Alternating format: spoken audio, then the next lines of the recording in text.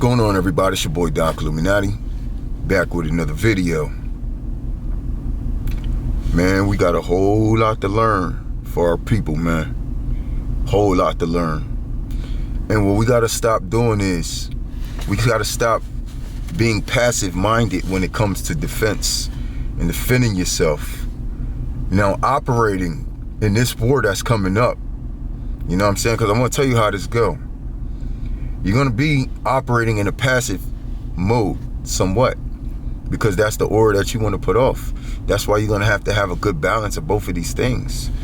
You're going to have that righteousness, but you're also going to have that roar of a lion. You're going to have the actions of a lion as well. You got to have that bite. And I got to be honest with you, because a lot of our people are just being passive-minded when it comes to speaking about setting up the routine. Like, what are we going to do, man? What are we going to do as people? Are we going to come together? Are we going to stop becoming so nonchalant because we're so distracted by the things in society that's got us busy every day? Every day, it's like you don't even have the time. They got us so used to saying, oh, I don't want to deal with people no more. And, you know, we've been exercising that way too long. And now they split us up. It's almost like that was their grand finale, man. That was the grand finale, you know, as far as, you know, divide and conquer. And they had one job to do before they could try to conquer. All they had to do was divide us. Once they divided us, now they can conquer. Because we can't even rely on nobody no more. You can't even see yourself being with a multiple amount of people, right? Because I noticed this, you know, when I talk to this situation of people or this situation of people, a lot of these young black men, older black men, they be saying the same thing. You know what they say? They say, man, 10 people might be too much. We can't have too many people. Is that what they said when they gathered a whole nation of people and put us in slavery? But now they got y'all feeling like you can't even be around 10 of your own folks. They definitely got you beat. I mean, in order for us to win, we're going to have to come together. I mean, it's either that or you're going to be a corpse. You ain't going to last long in this war. It's inevitable, okay? One of these things is going to happen. So let me tell you what we got to do. First of all, we got to stop being passive-minded. We got to allow these people to understand that, you know, first, we ain't to be played with. You got to start standing your ground verbally, man. If y'all ain't doing it spiritually, I know what it is. That's the fact that a lot of people are spiritually in a spiritual bind, as if there's some type of bondage that's on them. It's got their mind. It's got them not willing to wake up and understand and see the things that's going on right here, right now, dog. I said I've been doing this for way too long. I've been doing this for 22 years now. And I'm surprised at how many quote-unquote people say that they're woke. But they ain't really woke, bro. They ain't really woke. Because they're still coming out with the ideology and coming off with the ideology of what society gave to them, right? And like I told you in some videos ago, maybe about 5, 6, 7 videos ago, I told you how it's going to operate. It's going to be a civil unrest, then a civil outbreak, then a civil war. But let me tell you what's in this outbreak. This outbreak is also calamity, purge. Not really, but kind of. But for the most part of it, it's going to be but what you see right now, a lot of racial tension. But see, they want you to be confused thinking they only divided the black community. No, they divided all communities. They divided the blacks from the whites, from the Spanish, to the Mexicans, to the Haitians, to the Africans, the Jamaicans, Venezuelans, right? They got us all divided as nations when we all living in the same quote-unquote nation. Now, all those people that I just mentioned is pretty much Israelites. As Israelites, we are a nation together, except for one of those that I explained. And of course, we all know the obvious, the white people. They're the Gentiles. They're not a part of our Israelite culture. They're not a part of our nation, right? So when it's time for us to come together as a nation of people of God, we don't just have to rely on our own culture of people when it comes to blacks or just Mexicans or, only Spanish got us fool with Spanish. No, we can come together as the children of Israel, period. That's who we are. And don't you understand that we're stronger in numbers if we all came together? Why do you think this man want a mass deportation? Let me pull this down a little bit before I say this, because I want this to be clear when I say it. These people are not immigrants, y'all. If y'all want to keep calling them immigrants, you call them immigrants. I'm going to call them my brothers and sisters in Christ, right? I'm going to call them the children of Israel. That's of Christ. That's from Christ. The children of God. It doesn't matter if they're the 2/3 or not. They still the people of God, bro. And we don't know who's who and what's what at the moment. But we can't just cancel them out and then start riding this wave. You know what I'm saying? What the rest of the world is saying. Oh, well, they don't deserve to be here. But you think you deserve to be here, but you think you deserve to have what you got. Most of y'all still don't even want y'all reparations. I'm hearing too many people popping up talking about they don't think black people even deserve reparations. Now what are y'all saying? Do you think they even deserve their jobs now? Do you think that we deserve the DEI and the civil rights that they're literally putting in jeopardy for all of our people? All of our people. So don't you understand what's happening right now? This thing is completely against the children of God. Now you telling me they brought 60 million of them over here, probably more than that, right? From Venezuelan. Why did they go out and get them anyway? That was already a mass exodus. Remember, it said before Christ's return. And I got to find that scripture, but I believe I have him. He said that he was bringing all of his children back home before he returned. He did not say that he was bringing the tribe of Judah back home. He said he was bringing the Israelites. That's 12 tribes. So whoever wasn't already here, they're coming. And guess what else? I want you to hear me when I say this. I don't give a damn what you hear on the news.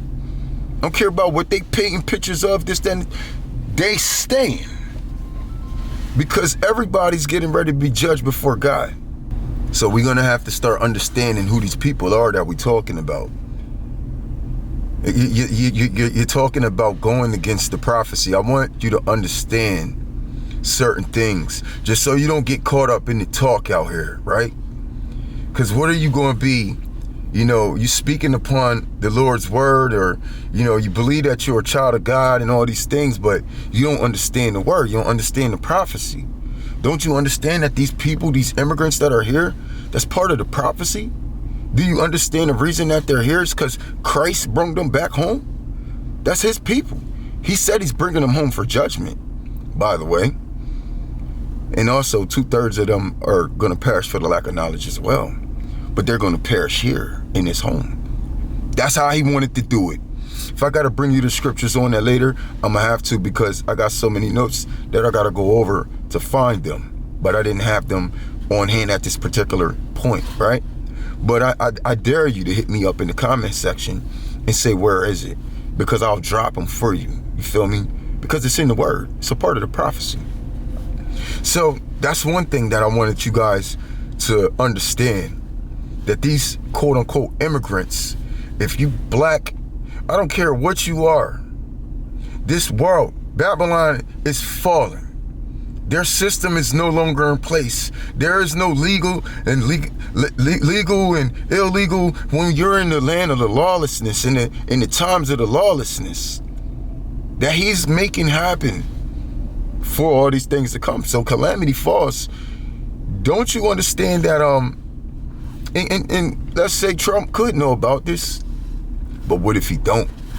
What if he really is on that sinister move that y'all think he's on, and he just don't know that you're really fulfilling the word? Because if you think you're going to do a mass deportation, they just had a mass importation. Now you're trying to put them back out. Do the country have the funds to even do that?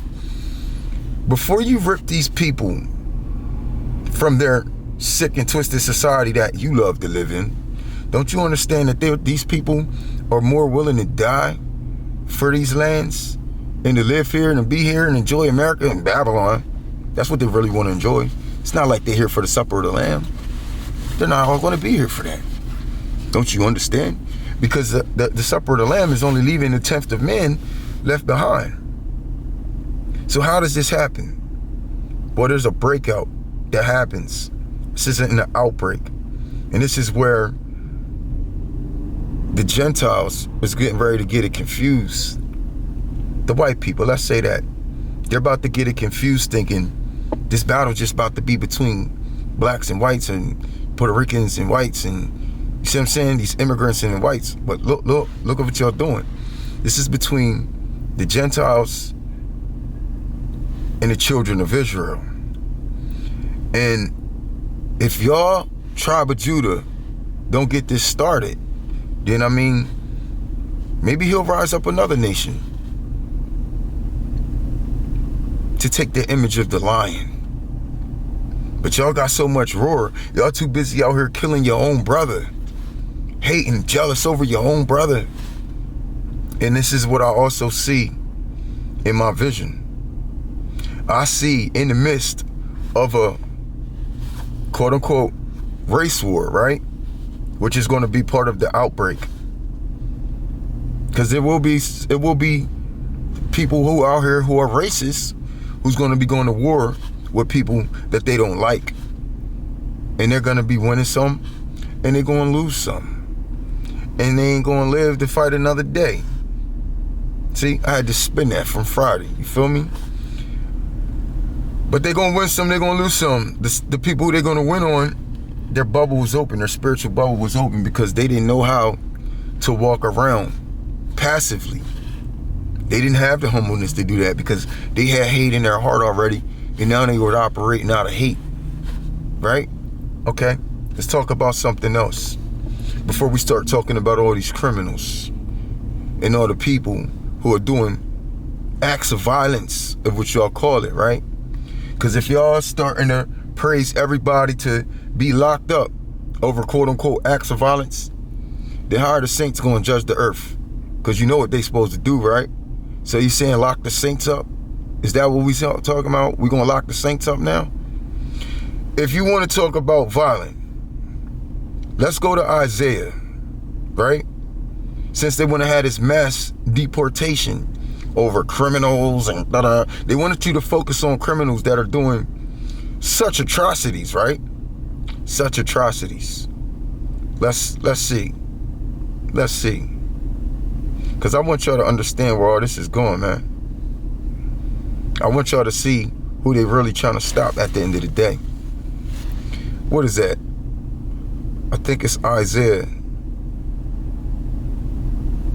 Maybe 6. Yes, I believe it's Isaiah 6. Let me check it up real quick. Let me check. Isaiah 13, I'm sorry. So let's go to Isaiah 13. Isaiah 13 and 13 says, "Therefore I will shake the heavens, and the earth shall be removed out of her place, and in the wrath of the Lord of hosts, in the day of his fierce anger. And it shall be as the chased roe, as a sheep that no man taketh up. They shall every man turn to his own people, and flee every one into his own land. Every one that is found shall be thrust through, and every one that is joined unto them shall fall by the sword. Their children also shall be dashed into pieces before their eyes." Really? "Their house shall be spoiled, and their wives ravished. Be heard, stir up the Medes against them, which shall not regard silver. As for gold, they shall not delight in it. Their bows also shall dash the young men into pieces. They shall have no pity on the fruit of the womb. Their eyes shall not spare children. In Babylon, the glory of the kingdoms, the beauty of the Chaldees, excellency shall be when God overthrew Sodom and Gomorrah. So that's what he's doing in Babylon. So he said that their bows shall dash young men into pieces. Who's theirs? Well, the saints that's judging the earth. So y'all trying to lock the saints up? Can you lock the saints up? Are we getting ready to start a campaign on violence, violent offenders? How about the people who are taking part in this, dashing these individuals into pieces? Y'all believe they supposed to get deported too? Or if they commit to this work, right? Because let's be honest with you, a lot of them that's over here, a lot of them, not most of them, but a lot of them, enough of them, are going to be a part of this mission, reigning with Christ. They're going to be here for the 1,000 years too. The children of Israel, there will also be some Gentiles left, the ones who accepted Christ, the ones who accepted Jesus Christ. They'll be left here with us as well. Maybe not all of them, because some of them are going to perish for the lack of knowledge as well. It said 2/3 of his people perish for the lack of knowledge, but it don't tell you how many of them perish for the lack of knowledge as well, because a lot of them is going to perish for the lack of knowledge as well.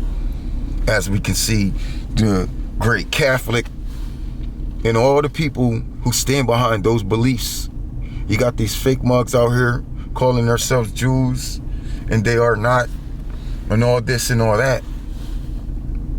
So how's the story really going? We really need to talk about this. We really need to talk about this, because I've been talking about this war for 22 years, and all the tribe of Judah wanted to do is ignore me. They wanted to look at me crazy. I've been everywhere I showed up, whether it was in your life or on your Facebook or on your YouTube. The moment you met me, that's all you could see me talking about, dog, was this war. A war. Telling you that we're going to be doing certain things, telling you that the jobs is for us. And all of a sudden now, right before the war, I've been bringing the scriptures like a mug. So sometimes I feel like I might be wasting my breath. But eventually I know it's not. Because just like everybody else have an exercise, I have an exercise as well as I'm getting the story together. And I appreciate the story because it's making me a lot more comfortable in knowing what not only am I capable of doing, but what we're actually supposed to do. See, these things are the will of God, and he's called for us to do this work. If people don't want to believe that, like I said, I got about 50 scriptures on it, particularly pointing us in those situations of who's doing this destruction. Let's go to the end of 6. Let's go to the end of Isaiah 6, because I was literally just there. So let's go to 6, right? And he said, then I said, Lord, how long? And he answered, until the cities be wasted without inhabitant. Well, who's talking to the Lord? It's not Jesus talking to him. It said, in the houses without man, and the land be utterly destroyed. And the Lord have removed men far away, and there be a great forsaking in the midst of the land. But yet in it shall be a tenth. A tenth. A tenth of what? Well, what were we just talking about? The men that was a forsaking in the midst, that been moved away? Yeah, it's a tenth left. And it shall return, and it shall be eaten as a tilled tree. This is parable. Just like when Jesus spoke of the fig tree, he said, think of the parable of the fig tree.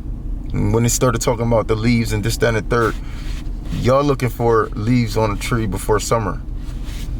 He just told you it was a parable. He said, and if you can understand, it's in parentheses, if you can understand these words, that's for you to put them words together. You know what I'm saying? Because he wasn't speaking in literal form when he said that. That's how he said, and understand the parable, basically. So in it shall be a tenth, right? And as an oak. What is the color oak? Whose substance? What is an oak substance? Is in them. An oak substance that could be in somebody. What would you think of?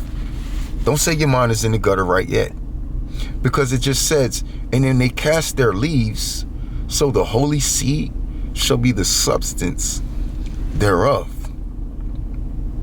Now we should understand what that means. That means the Lord wants to procreate his nation after these things are said and done, though.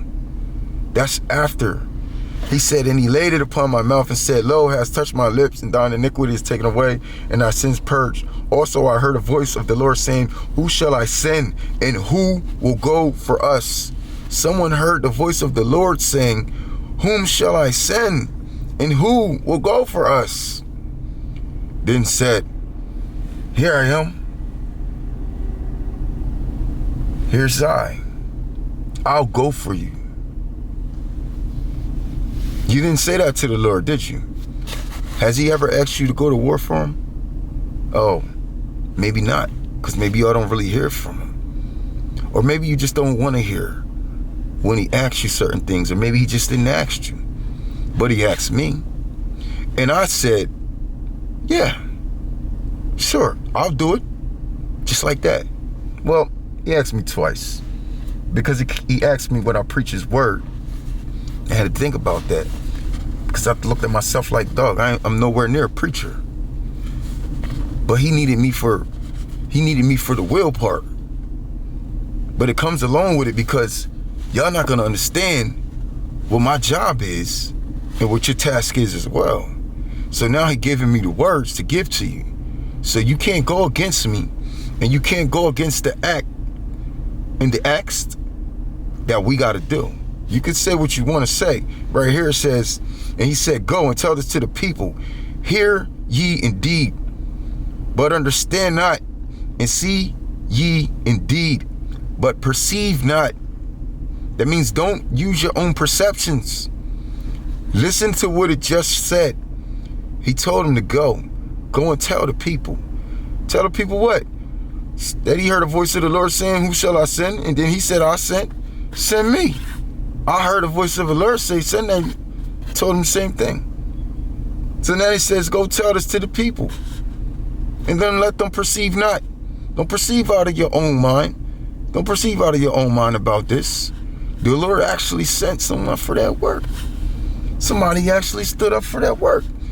You think, oh, you got to be crazy enough. You got to be crazy enough to go back in slavery and be so passive without action, while your community has no defense at all, and you guys are too scared to even be around each other.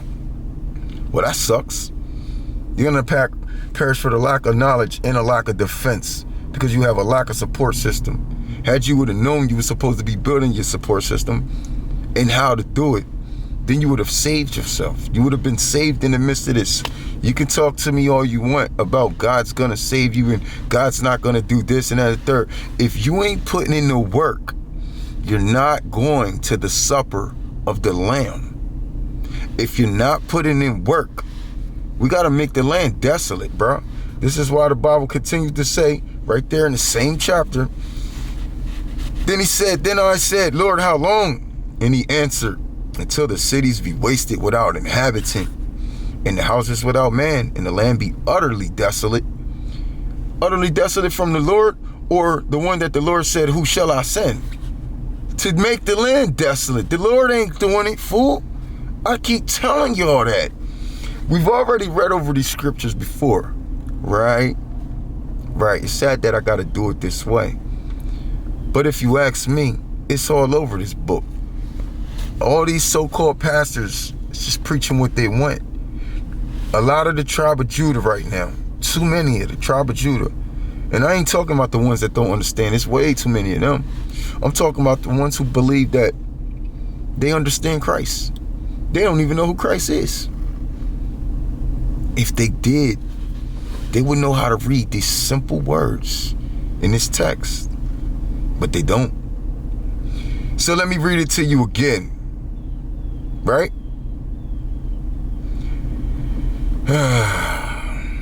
Also, I heard the voice of the Lord saying, and don't say the Lord of hosts, the voice of the Lord saying, whom shall I send, and who will go for us? Then said I, here am I, send me. It almost seemed like the Lord couldn't find nobody to go, until this man said, I'll go.